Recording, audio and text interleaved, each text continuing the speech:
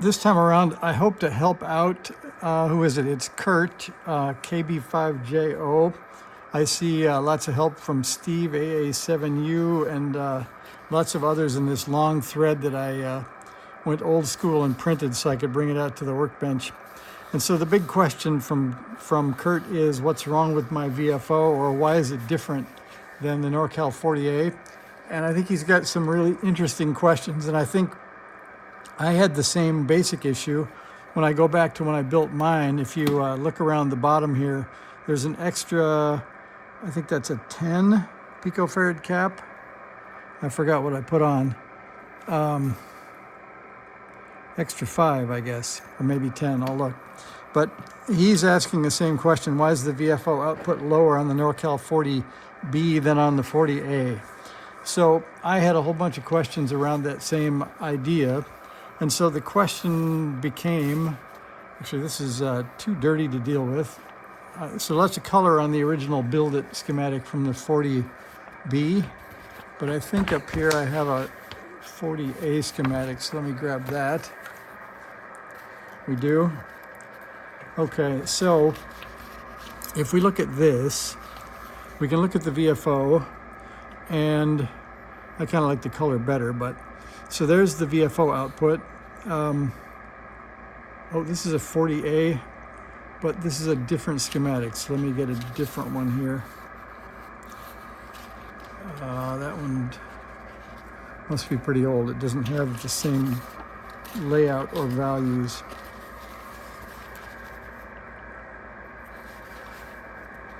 Maybe we'll go back to that other one, because what we want to get to is what's different about this output. So sorry for the colors, but you can see the output of the VFO is here, and there's a voltage divider here with capacitors at 0.01 and 150 picofarad that feeds the receive VFO, and the transmit VFO takes this higher output path.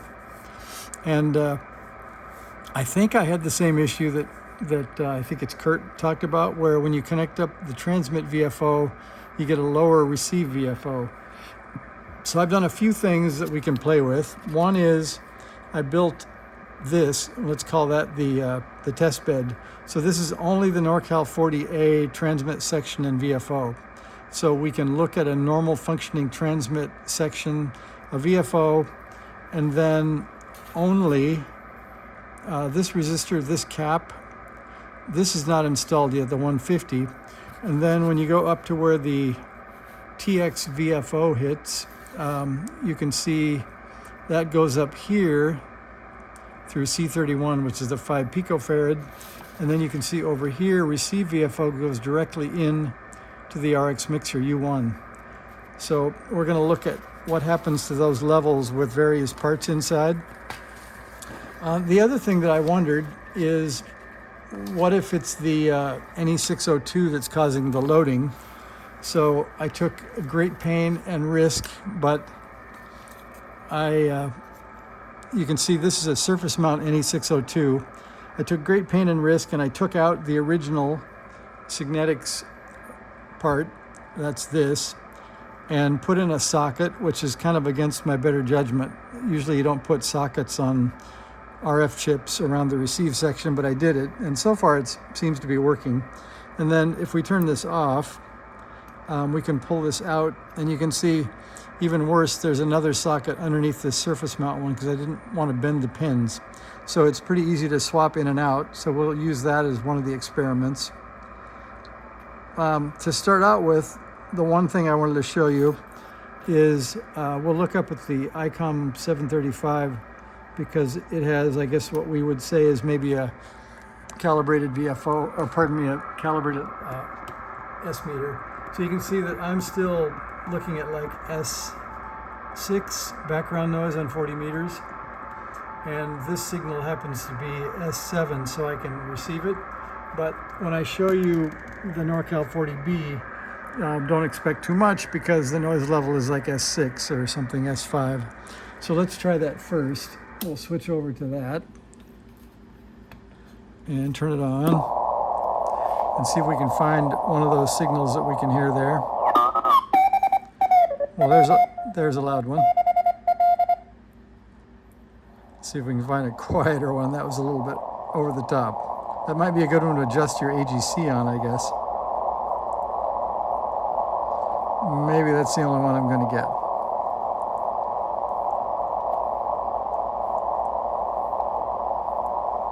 Yeah, well, having that background level, I'm lucky to get stations at all. So we'd have to go back and forth between the two radios and see if which ones are still on, but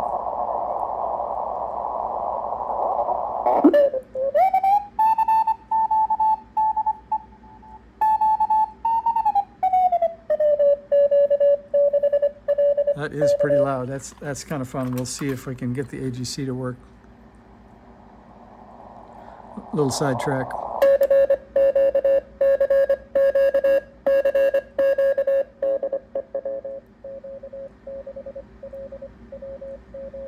Now let's see if it recovers after that.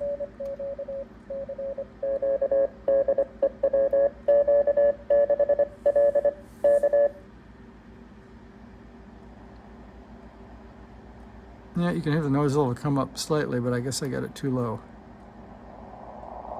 There we go. We'll see if you can knock it back down again. Anyway, that's not why we're here. So, first of all, I wanted to show you, I think I agree with Curt that the VFO levels in the NorCal 40As are higher. And I'm not sure why that is yet, but we're going to do some of these experiments that I've prepared here. So, like I said, we've got what I think is a good NE602 and then a surface mount NE602. So the first thing that I did was I remembered some reading, I think on one of the list.io, there's this person, Chris Smith. He said, apparently there are a bunch of counterfeit NE602s out there, and he said the easiest way was his standard, which is here, pins 7 to 3, 25K, 1.5 from 1 to 3 and 2 to 3, and then 19.5K from 6 to 4 and 6 to 5. And in my case, I made that the black lead on my Klein MM720, and I took my surface mount part and then my 8-pin dip, and I did the same measurements.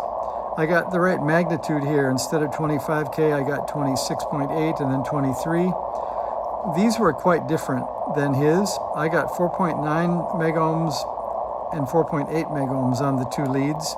And then these were closer. Instead of 19.5K, I got 20.5K and 17.9K. So I'm going to assume that I have good NE602s and that they're in the right magnitude within each other, so they're probably both good. I'm going with that anyway. I haven't switched the leads around actually to see maybe this would come down if I switch the leads around. I guess we can try that. So we'll just do one of those to see what happens. So let me turn this off and we'll try that measurement first. So let's get the Klein out.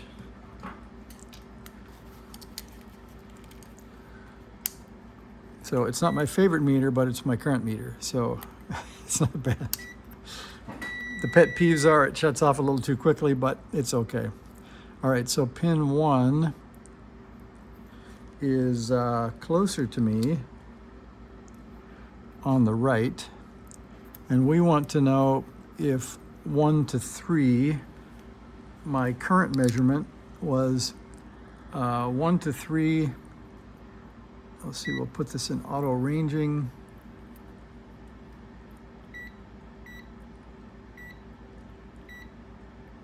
There we are. So we'll put that in auto ranging, and then we'll check from 1 to 3 with black on 1. Slides right off the page and out of view. All right, hopefully we get that back in the right shape. So 1 to 3.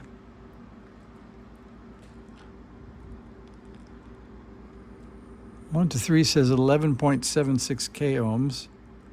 If I got that right. Oh, that was 1 to 2, sorry. Nope, so that's 4.8 megohms that way. That repeats my previous one. I'm going to switch probes. 1 to 3 again. I get 9.5 meg that way. So neither way I'm getting the 1.5K mentioned in the old group.io text. So we'll have to assume that what I have is good enough for now. So you guys can comment if you want to do the same measurements and see if you have any 602s that read either closer to what Chris Smith had in 2018 or closer to what I got on these two tonight. So then the next thing I wanted to look at was, so let's assume those are good parts. And also somebody was asking about whether their NorCal 40B was deaf or not. So let's do a non-scientific test, and we'll swap the receive mixer on a station and see if we can switch it quickly enough for you to see the difference.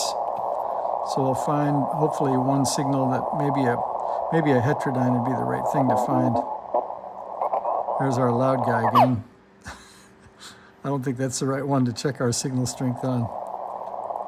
At least the AGC is working. I think maybe down at 7000 there might be some, no, even that's out of the range of my S5 or 6 noise here today. So let me disable the AGC and see if that helps us get a little bit more oomph here.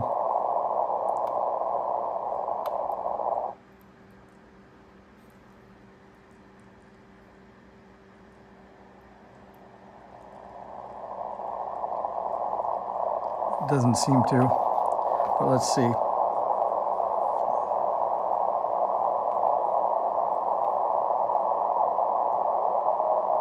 Okay, there's a fairly weak signal. Let's hope he stays around long enough for me to get one out and one back in. Okay, I have no S meter. I could put a scope on that, but I'm just going to swap for now and see what happens. That's surface mount out and 8-pin dip in. If anything, the original 8-pin dip is a little better, but I think they're about the same. We'll swap one more time. This is a little harder to get out than the double socketed one, but let's see. This old tool is a good one for taking out chips anyway. And that's pin 1. Well, since doing anything dumb while we're filming, yeah, I'm going to call it the same. Anyway, I think my two NE602s are equal. I think that's probably also going to rule out the idea that one of them is going to load my VFO more than the other. So let's go back to the original Curt question of the voltage at TP1. And so for those who are following along, TP1 is right here only on the NorCal 40B. And if you have a NorCal 40A, it's the output of the VFO after the choke and after R23, but before C7. So we're going to measure that voltage first on this NorCal 40B. So we'll grab that here. Oh, a little grounding helped my signal noise. And we're going to put this on R23 or TP1. There's that loud guy again. All right, and then we'll have to take you up for a quick look at the scope. So there's the scope, and we're on the 200 millivolt scale, so we'll go down to 1. And there's our voltage. And we'll move it right over to the middle. So there's 1, 2, 3, 4, 5, 600 or so millivolts. So I'll get out the pen and we'll keep track of that. So this is NC40B. This is with the surface mount. This is TP1 voltage of 600. 1, 2, 3, 4, 5, 6. 600 millivolts peak to peak. And that's one thing. I wasn't sure what Curt and others were measuring. I think they had an RF probe, so they might be measuring RMS or something. So you can convert that if you want to get to RMS. Now, while we're here, we'll turn off the radio.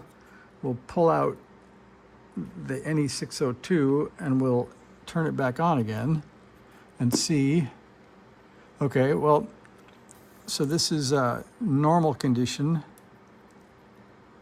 This is no U1, and we still get 600 millivolts peak to peak. So that's kind of a NA. That makes me think the U1 doesn't load the VFO too much, at least at TP1. It may do something different if we look closer. And we're pulling U1, which is the receive mixer, that's here. So if we looked at the RX VFO line, which is on the other side of C7, we could try that and see if that makes any difference. So here's the other side of C7. I don't know if I can get that or not. I'll just try the probe.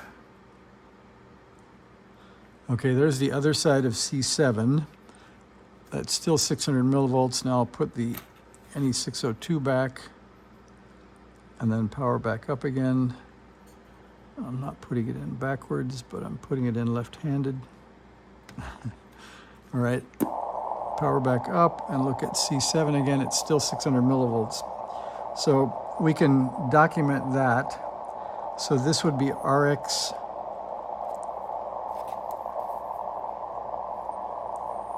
VFO, still 600 millivolts with and without U1 on the NorCal 40B. So that didn't teach us much.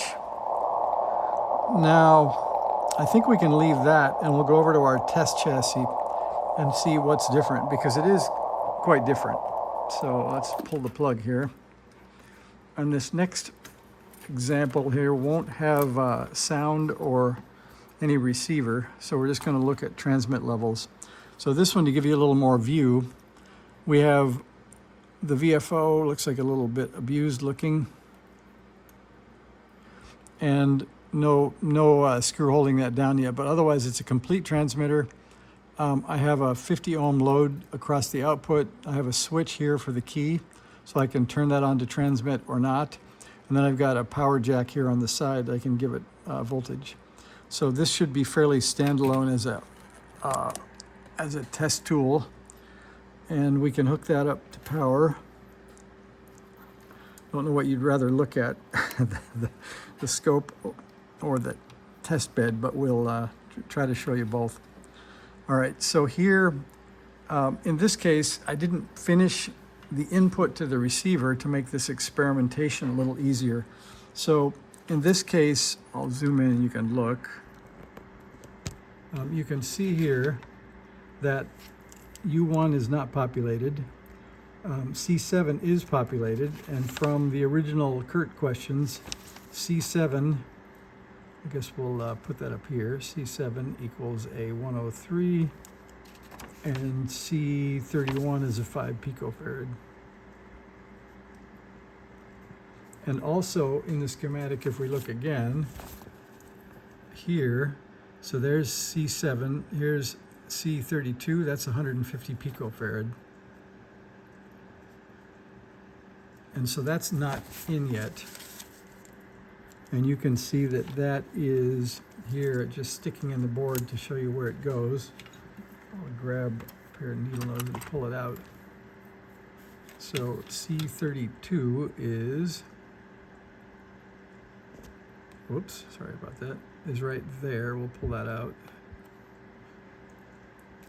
So we can measure the VFO output on a NorCal 40A with basically no load, and it's a pretty high output. So I'll show you where I'm going to measure, then I'll show you the output. And I guess a good ground here might be, oh, there's a screw on the back. I'll use that. All right, so we're going to look at, first of all, we're powered up, and we're going to look at TP1, which doesn't exist on a NorCal 40A, but it is the other side of R23, which is right there. And I'll show you that on the scope when I probe it.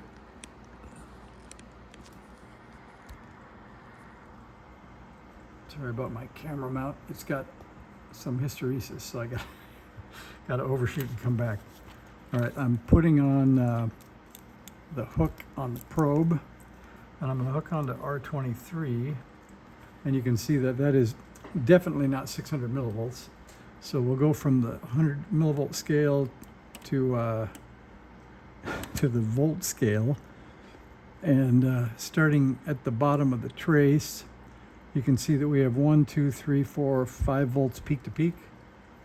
And for those keeping track, we can line that up so you can tell that that's about the 2 megahertz we expect with that delta T there. I guess, I don't know what it is, 2.0 something or whatever's close. So it's the right frequency anyway. And so you can see with no load, lots of output on the NorCal 40A, and not that much output on the NorCal 40B. So there's a bit of wonderment that we have to deal with. So NC, let's see, we'll keep track of that. So the NorCal 40A with no U1, I guess this is without U1. We're getting 1, 2, 3, 4, 5 volts peak to peak. So this is without U1. Also, no, what did we just said that was? No C32. So we could put in U1. I think the easiest one is the one that's in the, let's see, I guess we have to unplug this one. We can't turn it off.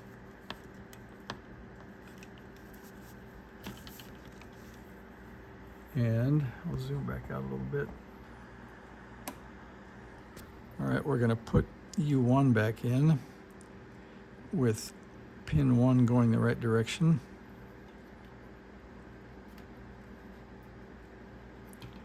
And then we're going to make the same measurement. And then we're going to put C32 back. So there's the same measurement. And you can see it's not the same measurement. If we zoom in a little bit, you can see the top of that flattened. And it's also no longer 5 volts peak to peak. So now it's 1, 2, 3, 4 volts peak to peak. 4 volts peak to peak. We'll call that with a flat top. And this is with U1, but no C32 on the NorCal 40A. All right, we're going to come back to that. Now, if you would allow the approximation, I think I can just put C32 in with the lead spread enough to where it makes contact, and I'll let you watch that. So I'm going to go ahead and put that in the board. You can see there's a drastic change. So C32 is in now, and we can see that we are well, there, that's not much of an expanded scale, but we're about 1.4 volts. So with C32, which is that voltage divider, we get 1.4 volts peak to peak. This is the NorCal 40A. So that's in our notes now. So that's with C32 and with U1, and that's on a NorCal 40A. So as far as I can tell, if I bring the NorCal 40B back, if everything is equal, we should get that same number. But I've never gotten that much on a NorCal 40, on this NorCal 40B. It's the only one I have actually, but so let's try that again. So I'll show you what I'm up to. So I got the NorCal 40B back. We're gonna plug it in. I'm gonna put on the antenna. And I'm almost positive, but we'll check again, that I've turned the drive down so we're not doing anything silly here in case I transmit for a while. Okay, we'll turn the drive all the way down. And then let's look again at that C32 or TP1 junction here. All right. So now if we look at that, you can see it's not that much different, but it is different.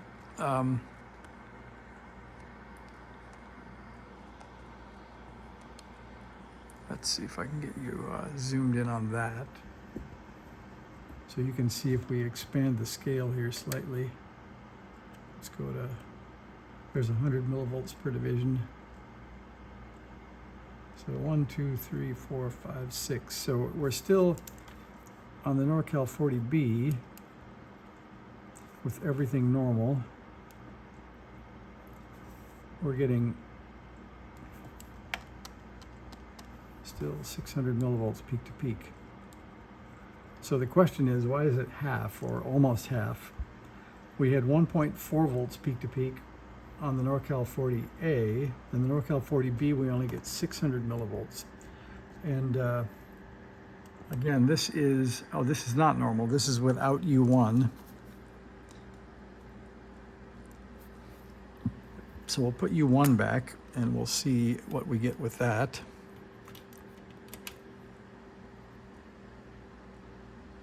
And that goes like this, and we'll turn it off first.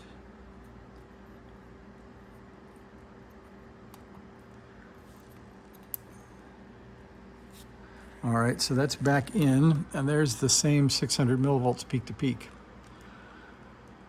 So then the question is, what is different between those two? And if we pull out, I think I have an intact manual here, we can use this. So if we look at the RX VFO on a NC40A, there's nothing different there, it's directly in. If we look at the transmit mixer, still a 5 picofarad there, and there's still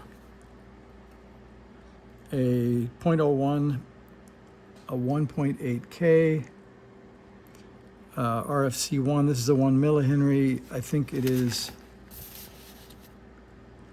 what is it here? 1 millihenry, 47K, and that's the, I think that's the startup diode.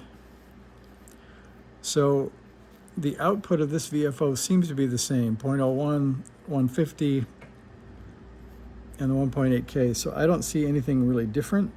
So there are some differences in the way the VFO is wired, however. If you notice, the NC40A VFO isn't a carbon copy. So this is a tapped set of 1200 caps with a 270 back to a 21 microhenry and a 50 picofarad. This is definitely different. So there's the two 1200s. Let's see, there's a 47K.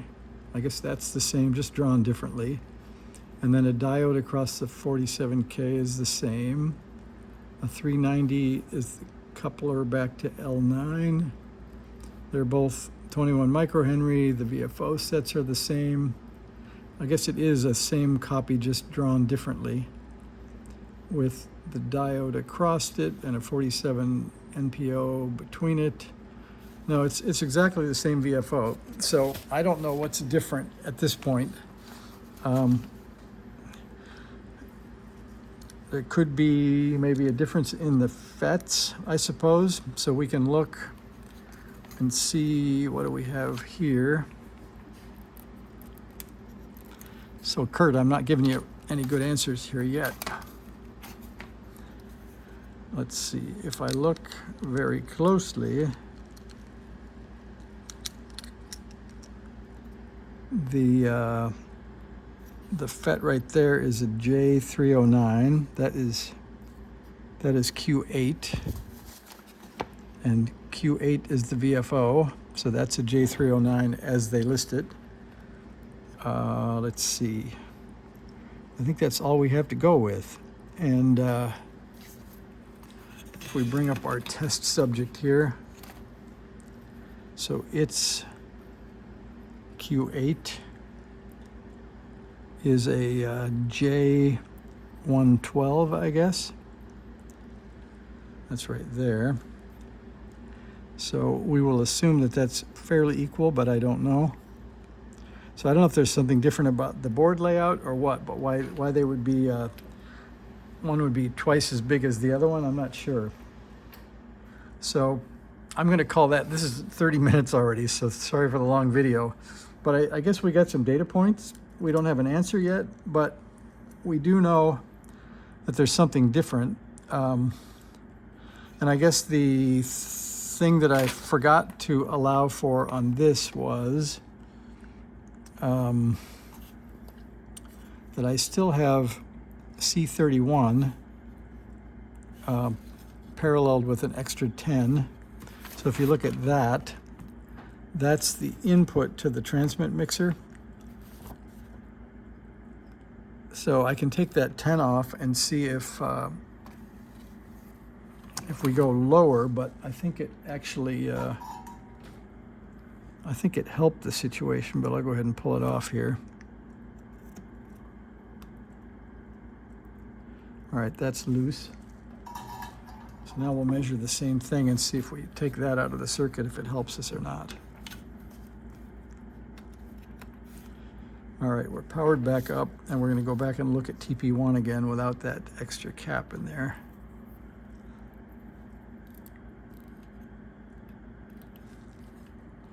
And there's our signal. So it didn't really change. It's still just about 600 millivolts. Maybe it's another, I don't know. Maybe it's slightly more than 600 millivolts, but not much.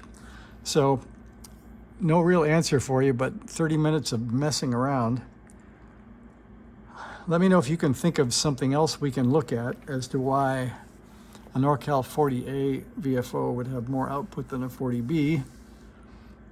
I'll think about it a little more, and maybe we'll get another video going tomorrow night. So if you stayed with it, thanks. And if you fast forwarded to here, that's still good. So we'll see you on the next one, and we'll see if we can come up with what the difference is. Thanks for watching. Bye.